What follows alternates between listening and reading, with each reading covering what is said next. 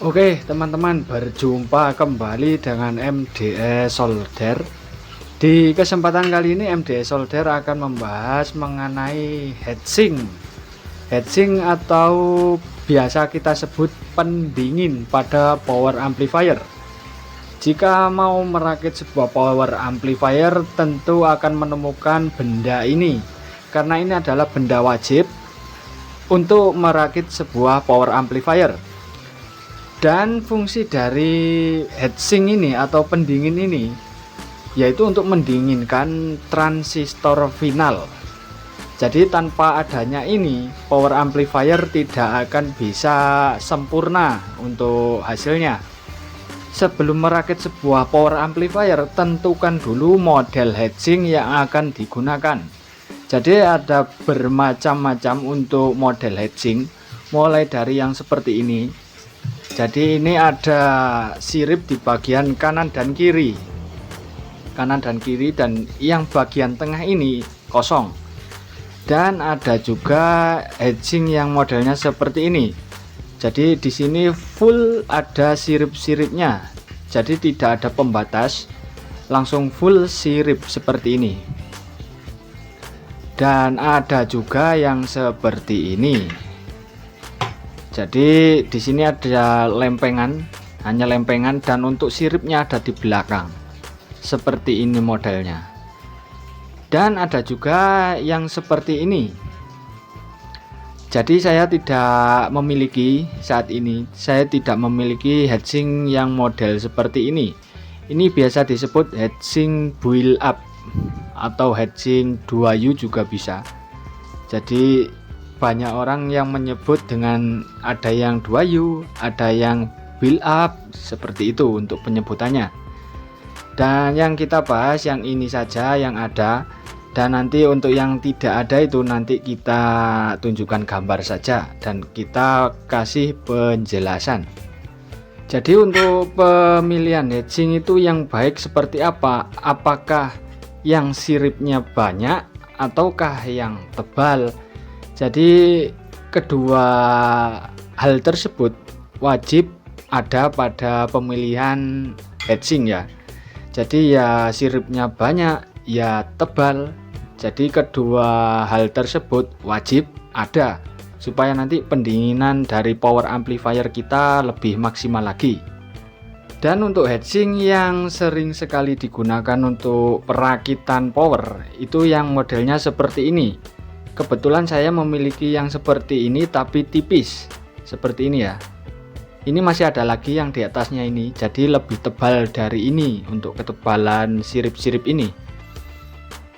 Karena untuk yang model seperti ini desainnya cukup menarik dan untuk pendinginannya juga cukup menyebar, jadi cukup efisien untuk pendinginannya. Jadi biasa untuk transistor finalnya diletakkan di tengah sini, jadi di bagian sini untuk transistor finalnya. Dan ada juga yang memasangkan di pinggir seperti ini dan di pinggir yang seperti ini. Jadi beda orang beda cara meletakkannya. Untuk heatsink yang seperti ini untuk titik penyebaran panas cukup baik karena di sini ada banyak sirip di bawah dan di atasnya. Ada dua sirip ya untuk atas dan bawah. Jika transistor final diletakkan di tengah seperti ini, nanti untuk panasnya akan merambat ke atas dan ke bawah, jadi pendinginannya lebih maksimal. Dan jika transistor finalnya diletakkan di atas ini juga malah tambah baik, jadi lebih baik karena nanti untuk panasnya akan langsung diserap ke sirip-sirip sini dan ditiup menggunakan kipas DC. Jadi kipas power nanti akan meniup sirip-sirip ini sehingga mempercepat untuk pendinginan dari suhu transistor final tersebut. Jadi ini juga recommended banget untuk perakitan power amplifier. Jadi kalau bisa pilih yang tebal untuk material dari heatsink ini yang model seperti ini. Kalau bisa gunakan yang tebal sekalian supaya lebih maksimal untuk pendinginannya. Dan untuk yang selanjutnya yang ini heatsink full sirip, jadi seperti ini bentuknya. Ini sangat mantul sekali, sangat mantap. Karena apa? Di sini untuk siripnya sangat rapat dan juga tebal untuk heatsink ini. Dan jika dipasang transistor final ini bebas untuk pemasangannya, bisa di tengah sini, bisa di pinggir sini. Dan untuk pendinginannya sangatlah maksimal karena diletakkan dimanapun transistor ini, untuk perambatan panasnya sangat rata karena untuk sirip-siripnya sangat banyak dan tidak ada spasi sekalipun. Beda dengan yang ini masih ada spasi di tengah, tapi untuk yang ini full sirip. Jadi untuk pendinginannya, penyebaran panas ini akan merata ke sirip-sirip sini dan nanti akan dihembuskan angin oleh kipas power kita. Jadi pendinginannya lebih maksimal lagi dan lebih efisien. Ini sangat recommended banget. Yang terpenting untuk sirkulasi dari kipas ini, anginnya langsung keluar dari box power amplifier tersebut supaya pendinginan lebih maksimal lagi. Dan untuk yang selanjutnya, yang model seperti ini biasa ada pada power seperti blazer. Jadi seperti blazer ini, nah pendinginnya hampir mirip dengan ini. Karena untuk power amplifier blazer itu untuk panasnya itu tidak sepanas power kelas AB maupun kelas BTL sekalipun. Jadi jika teman-teman menggunakan power BTL, saran saya menggunakan heatsink yang model seperti ini atau model yang build up seperti ini. Dan jika power menggunakan power BTL, itu nanti panasnya akan lebih panas 2 kali lipatnya power biasa. Jadi kalau bisa untuk pendinginnya gunakan yang tebal,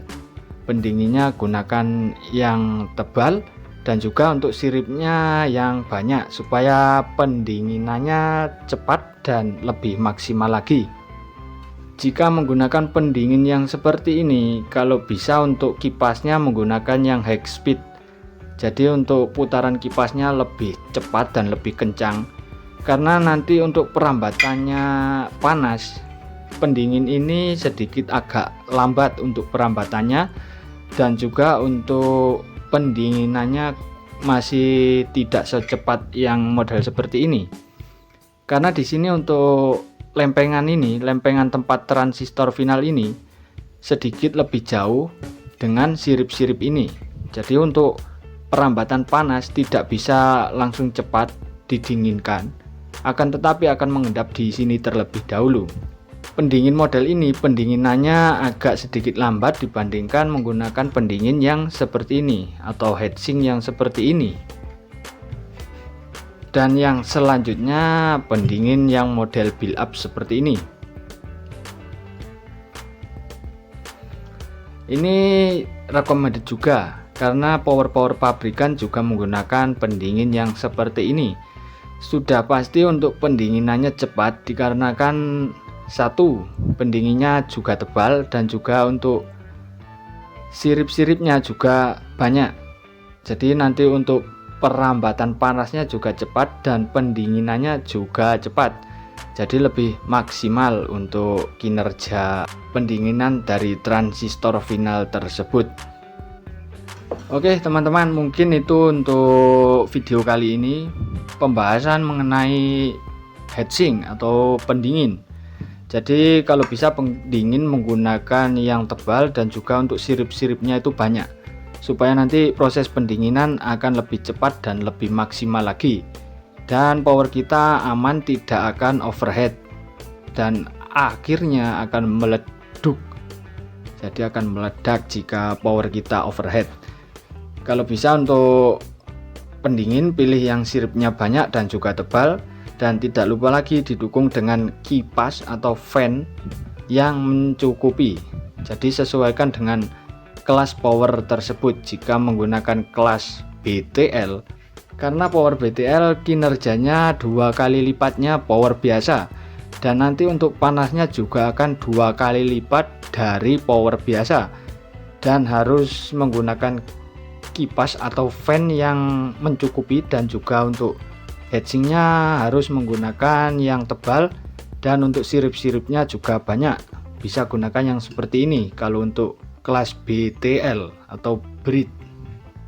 Semoga video ini bermanfaat. Jangan lupa klik like dan share supaya makin banyak orang yang tahu cara menentukan heatsink yang baik dan benar. Terima kasih, ditunggu video selanjutnya. Jangan lupa subscribe.